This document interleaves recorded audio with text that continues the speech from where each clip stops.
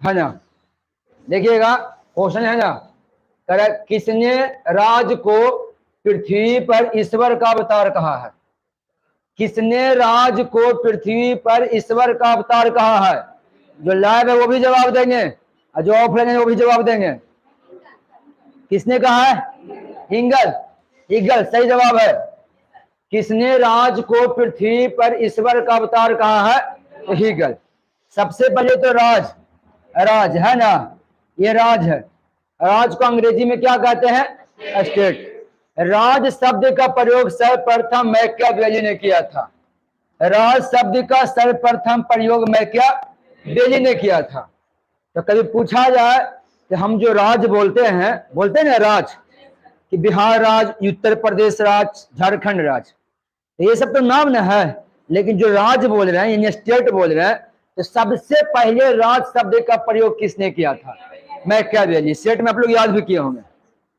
अब कह रहा है किसने राज को पृथ्वी पर ईश्वर का अवतार कहा, यानी किसने कहा कि जो राज है वो समझो कि धरती पर ईश्वर के अवतार लेके आया है। तो वो कहने वाला व्यक्ति है हीगल। हीगल जर्मनी के रहने वाला था साहब। हीगल कहाँ के था? जर्मनी। जर्मनी फ्रांस का पड़ोसी देश है और जर्मनी के ही हिटलर था ना। यही हिटलर नाजी दल का स्थापना किया था, यही हिटलर नाजी दल का स्थापना किया था। आगे आगे देखिएगा, कह रहा है ना हुंडरू जलप्रपात निर्मित है। हुंडरू जलप्रपात किस नदी पर है? हाँ, हुंडरू जलप्रपात स्वर्णरेखा नदी पर है। ये हुंडरू जलप्रपात जो है ना वो है आपका झारखंड में। कहाँ है? चलिए सबसे पहले नदी लिख लेता तो ठीक रहेगा। देखिएगा हुंडरू जलप्रपात किस नदी पर है? तो कावेरी नदी पर भी, हाँ, यानी स्वर्णरेखा नदी पर हुंडरू जलप्रपात है। स्वर्णरेखा नदी पर हुंडरू जलप्रपात है। तो कावेरी नदी पर शिव समुद्रम जलप्रपात है, शिव समुद्रम जलप्रपात। इंद्रावती नदी पर, इंद्रावती नदी पर क्या है? चित्रकोट जलप्रपात। पढ़ावल है जी, चित्रकोट जलप्रपात। और नर्मदा नदी पर कपिलधारा जलप्रपात, कपिलधारा जलप्रपात। समझे ना? अरे धुआंधार भी बोल दो वो भी सही है ना। तो देखिएगा देखिएगा स्वर्णरेखा नदी पर कौन सी जलप्रपात? कावेरी नदी पर, इंद्रावती पर, नर्मदा पर। अभी हुंडरू जलप्रपात जो है ना वो पड़ता है झारखंड में।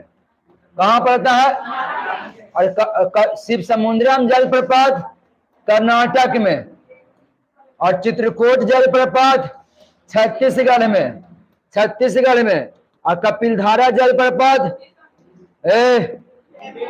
एमपी मध्य प्रदेश में। कपिलधारा जलप्रपात कहाँ होगा? मध्य प्रदेश में। गड़बड़ हो रहा है ना। अब आगे ध्यान देगा, कह रहा है भारत में वृक्षरोपण उत्सव। पहले तो मैन की जानकारी बढ़िया से हो गया आप लोग का। 4-5 गो आदमी लेकर आए थे ना, पता है ना? 4-5 आदमी लेकर आए थे ना जी, वाटर मैन, टाइगर मैन, सब मैन खत्म हो गया है ना। अब यहाँ पे कह रहा है भारत में वृक्षरोपण उत्सव का जन्मदाता कौन है? तो भारत में वृक्षरोपण उत्सव मतलब कहने का मतलब हुआ कि हमारे देश में पेड़ पौधे की पूजा होती है और पेड़ पौधे के नाम पर हमारे देश में उत्सव यानी महोत्सव भी मनाया जाता है। तो भारत में पेड़ पौधों को लेकर महोत्सव का शुरुआत किसने किया है? तो इसका राइट आंसर होगा के.एम. मुंशी। ये वही के.एम. मुंशी है जो प्रारूप समिति का सदस्य था, प्रारूप समिति का सदस्य था। ये के.एम. मुंशी भारतीय संविधान सभा में प्रारूप समिति का सदस्य था। प्रारूप समिति में सदस्यों का संख्या टोटल 7 है जी। प्रारूप समिति का अध्यक्ष था भीमराव अंबेडकर। चलिए अब ऑप्शन की बात करते हैं तो महात्मा गांधी देखिएगा। महात्मा गांधी को हम क्या कहेंगे? राष्ट्रपिता कहेंगे। इनको राष्ट्रपिता कौन कहा? सुभाष चंद्र बोस। चलिए के.एम. मुंशी तो हो गया। पंडित जवाहरलाल नेहरू, प्रारूप समिति का प्रस्ताव कौन लेके आया था?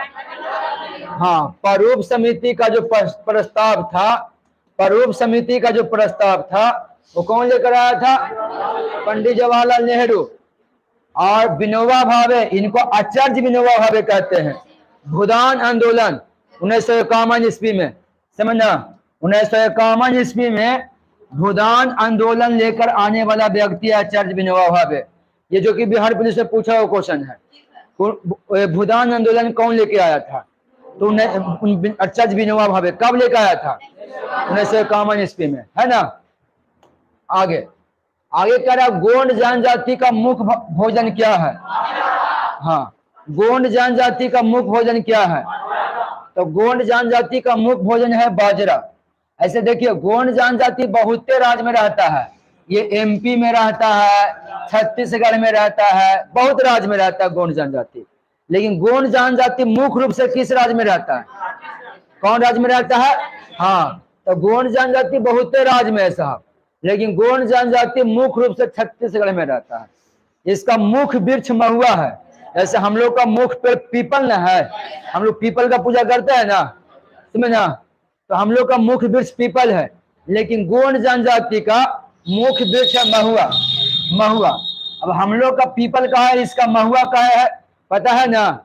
क्योंकि हम लोग को लगता है ना कि अगर पीपल में जल चढ़ाएंगे ना तो फिर हाँ जो मांगे मिल जाएगा, है ना। ग्रुप डी मांगना है, बिहार पुलिस मांगना है, दरोगा मांगना है,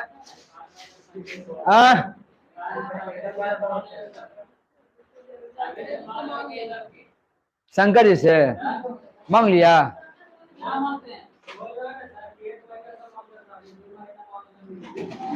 2 महीने समझ है, हमको क्या पता है भाई। हम तो 2 चीज आना करते हैं, पढ़ाना, पैसा लेना है। चलिए, हाँ उसको पता होगा, 8 सुमारी होगा ना।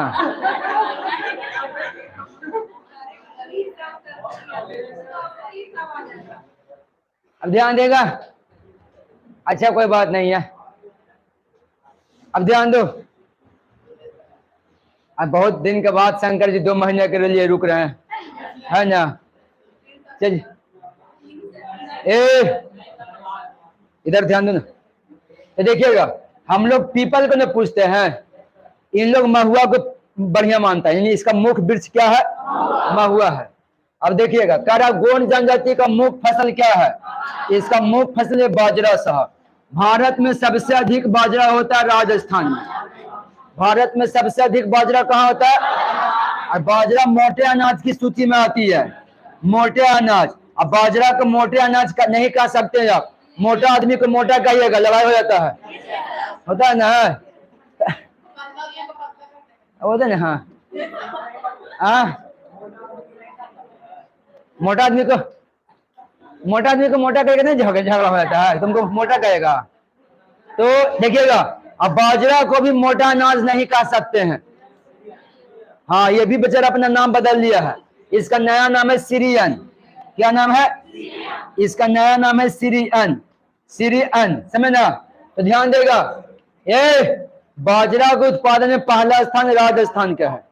बाजरा के उत्पादन में पहला स्थान राजस्थान का है। भारत में सबसे अधिक बाजरा होता है राजस्थान में। बाजरा मोटा अनाज है, लेकिन 2023 में मोटे अनाज का नाम बदल के कर दिया है सीरियन।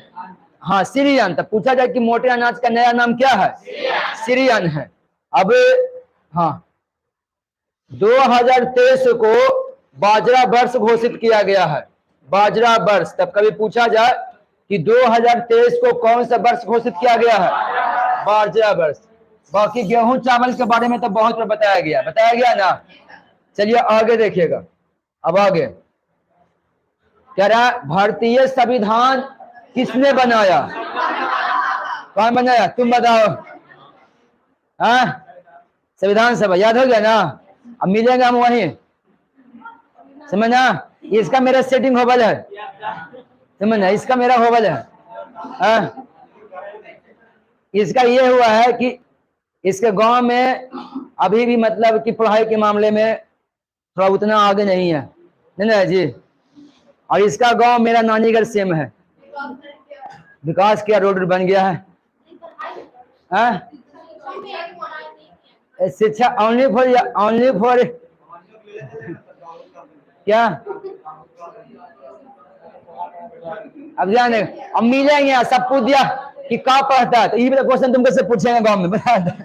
अब यहाँ तुम रट्टा मार के तुम अकेले रहना, सेटिंग हो वजह से मैंने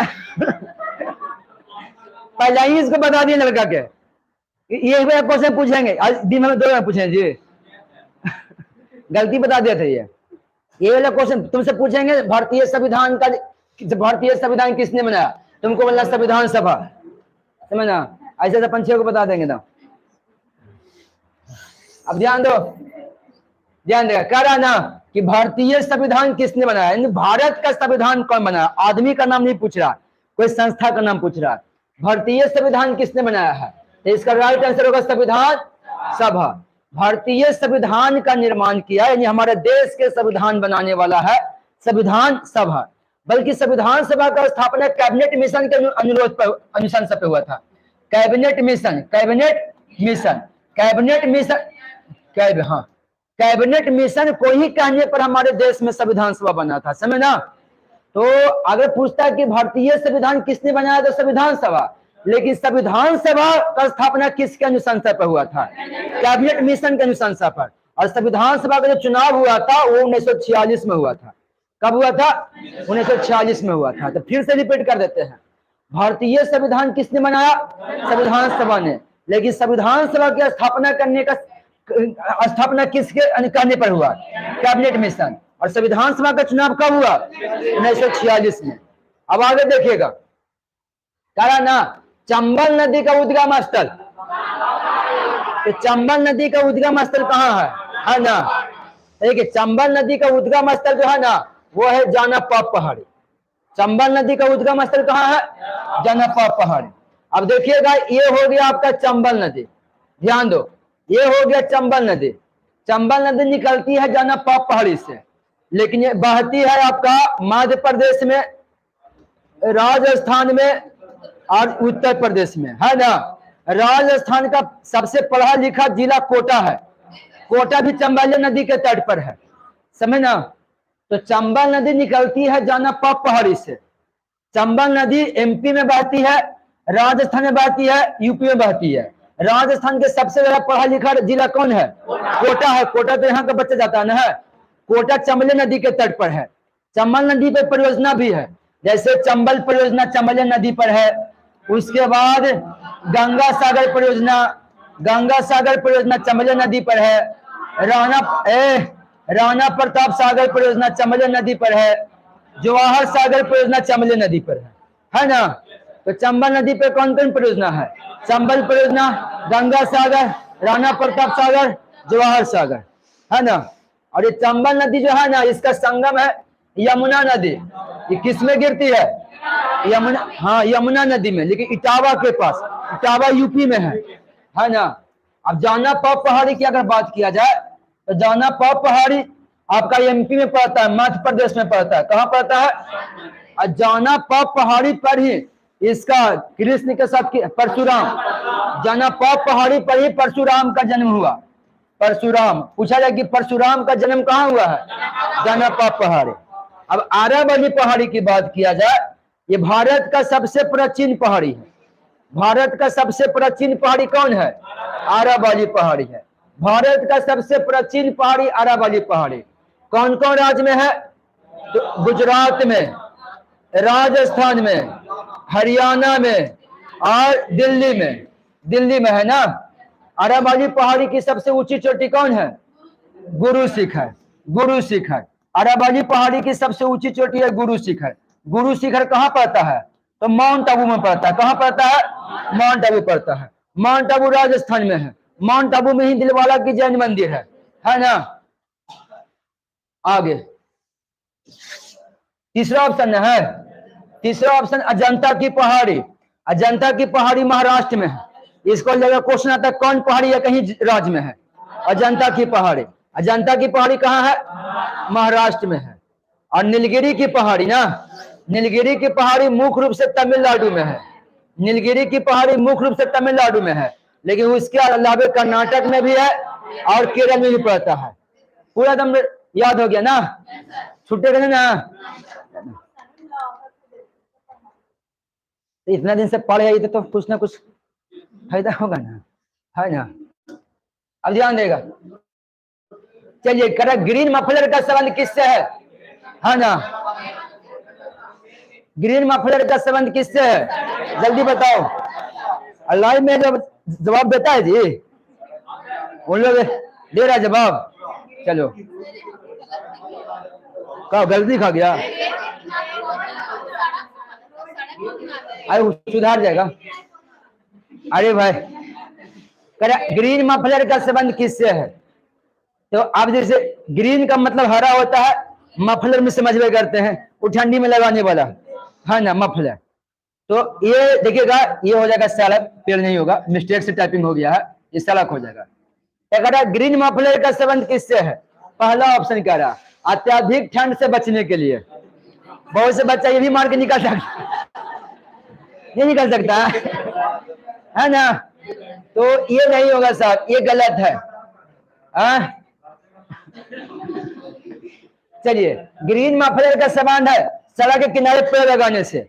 मतलब भारत सरकार ने एक योजना लेके आया है, ध्यान देगा। भारत सरकार ने एक योजना लेके आया साहब, उस योजना का नाम है ग्रीन मफलर। और इसका मुख्य मकसद है सड़क के किनारे नीम और अशोक का पेड़ लगाना। सब पेड़ ना लगा देना, समझ ना, नीम और अशोक का पेड़ लगा देना। तो यही पूछा ना कि ग्रीन मफलर का संबंध किससे है। तो ग्रीन मफलर का संबंध है कि पेड़ के किनारे, हाँ, सड़क के किनारे नीम और अशोक का पेड़ लगाइए। अब आलतू फालतू क्वेश्चन फंसना नहीं है, तीसरा अरविंद केजरीवाल से जुड़ा हुआ है ना, कि अरविंद केजरीवाल की राजनीति से, क्योंकि वो भी मफलर के लिए फेमस है, फिर रेल परियोजना से। तो इसका राइट आंसर कौन होगा, हाँ, सड़क के किनारे पेड़ पौधा लगाना। अब वही कौन पौधा लगाना, नील और अशोक। चलिए, अरे भाई, तो पौधे नहीं लगता, बड़ा पेड़ होगा। चलिए, दोहरा अभिशाप दलित आत्मकथा किससे संबंधित है। दोहरा अभिशाप दलित आत्मकथा किससे संबंधित है। तो ये है कौशल्या, हाँ, बेस्त्री। ये मतलब इसका राइट आंसर बी हो जाएगा। कौन हो जाएगा, हाँ, बी हो जाएगा। अब आगे देखिएगा, कह रहा भीमबेटका किस लिए प्रसिद्ध है। इतना तो पढ़ाई दिए थे संडे के, है ना। भीमबेटका, तो देखिएगा, भीमबेटका जो है ना, गुफाओं के चित्र शैल से संबंधित है, शैल चित्र से, गुफाओं के शैल चित्र से। जब आप पूरा पाषाण काल पढ़िएगा ना, तब पूरा पाषाण काल के लोग गुफा में रहता था और वहां पे चित्रकारी करता था। संडे क्लास में बताए होंगे, हम बताए थे ना, वहां पे चित्रकारी करते, फिगर वगैरह सब दिखाए थे। तो भीमबेटका की जो गुफा है, ये कोनो खनिज के लिए, बौद्ध प्रतिमाओं के लिए, सोन नदी के उद्गम स्थल के लिए जाना नहीं जाता साहब, ये गुफाओं के शैल चित्र के लिए जाना जाता है। लोग बोलते हैं कि पूरा पाषाण काल के लोग गुफा में रहते थे, जिसमें एक गुफा भीमबेटका की गुफा है, जहां पे वो चित्रकारी भी किया था। भीमबेटका का गुफा पड़ता है मध्य प्रदेश के रायसेन जिला में। कहाँ पड़ता है, मध्य प्रदेश के रायसेन। तो कभी पूछते कि भीमबेटका की गुफा कहाँ है, तो मध्य प्रदेश के रायसेन में, मध्य प्रदेश के रायसेन। अब आगे कह रहा संयुक्त राष्ट्र संघ का प्रारूप किस सम्मेलन में तैयार किया गया। संयुक्त राष्ट्र संघ का समझते हैं ना, तो संयुक्त राष्ट्र संघ का जो प्रारूप है ना, वो 1945 में तैयार किया गया था, और ये सैन फ्रांसिस्को सम्मेलन में, इसमें भाग लेने वाला कुल देश का संख्या 50 था। कितना था, 50 था। तो ध्यान देगा, संयुक्त राष्ट्र संघ का प्रारूप, एगो हमारे संविधान का भी प्रारूप है, एक संयुक्त राष्ट्र संघ का भी प्रारूप है। तो कह रहा संयुक्त राष्ट्र संघ का प्रारूप किस सम्मेलन में तैयार किया गया, सैन फ्रांसिस्को सम्मेलन। ये सैन फ्रांसिस्को सम्मेलन में 1945 में तैयार हुआ था। भाग लेने वाले देशों की संख्या इसमें कितनी थी, 50। ऐसे संयुक्त राष्ट्र संघ का स्थापना 24 अक्टूबर 1945 को हुआ था। कब हुआ था, 24 अक्टूबर 1945 को। इसका जो मुख्यालय जो है ना, वो पड़ता है कहाँ, न्यूयॉर्क। न्यूयॉर्क कहाँ है, यूएसए में है। कहाँ पड़ता है? यूएसए में है। तो 10 क्वेश्चन आपका हो गया ना, बाकी अगले वीडियो में।